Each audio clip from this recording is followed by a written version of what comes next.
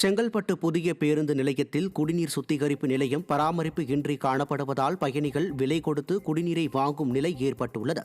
நமக்கு நாமே திட்டம் மற்றும் செங்கல்பட்டு வணிகர் சங்க பங்களிப்பு நிதியுடன் சுமார் 4,50,000 ரூபாய் மதிப்பில் குடிநீர் சுத்திகரிப்பு நிலையம் கடந்த 2023ஆம் ஆண்டு திறந்து வைக்கப்பட்டது.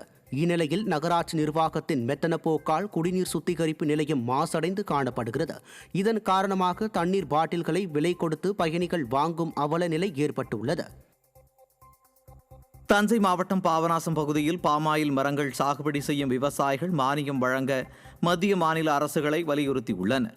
ராஜகிரி, தேவராயன்பேட்டை, வன்னியடி, தட்டுமாள்படுகை உள்ளிட்ட பகுதிகளில் பாமாயில் மரங்கள் சாகுபடி செய்யும் நிலையில் 1 டன் பாமாயில் 18,000ற்கு மட்டுமே விற்பனையாவதாகவும் குறைந்தபட்சம் 1 டன் பாமாயில் 25,000 ரூபாய் வரை விலை போனால் மட்டுமே கட்டுப்படியாகும் என விவசாயிகள் தெரிவித்தனர்.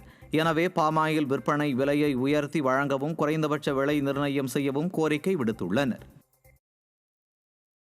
கவர்மெண்ட்டுடைய விலை சரியாக இல்லாதனால மானியமும் சரியாகிறதுனால சென்ட்ரல் கவர்மெண்ட்டு டிஃபரன்ஸ் இன் ப்ரைஸும் வரல. அதனால் அதை விடுவிச்சா எங்களுக்கு நல்லா இருக்கும். அது இதை நான் பாமாயில் நாங்கள் நேராக வாரணாசி அனுப்பிச்சு அங்கேருந்து ஆயில் புழிஞ்சிட்டு அந்த வேஸ்ட்டை நாங்கள் உரமாக எடுத்துகிட்டு வந்துடுறோம். அதை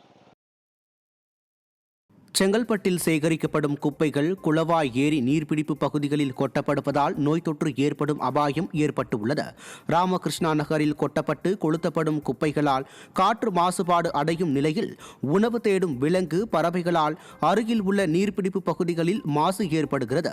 இதனால் துர்நாற்றம் ஒருபுறம், மாசுபாடு மறுபுறம் என அவதிப்படும் பொதுமக்கள் இது பற்றி பலமுறை புகார் அளித்தும் விடியா நகராட்சி நடவடிக்கை எடுக்கவில்லை என குற்றம் சாட்டுகின்றனர்.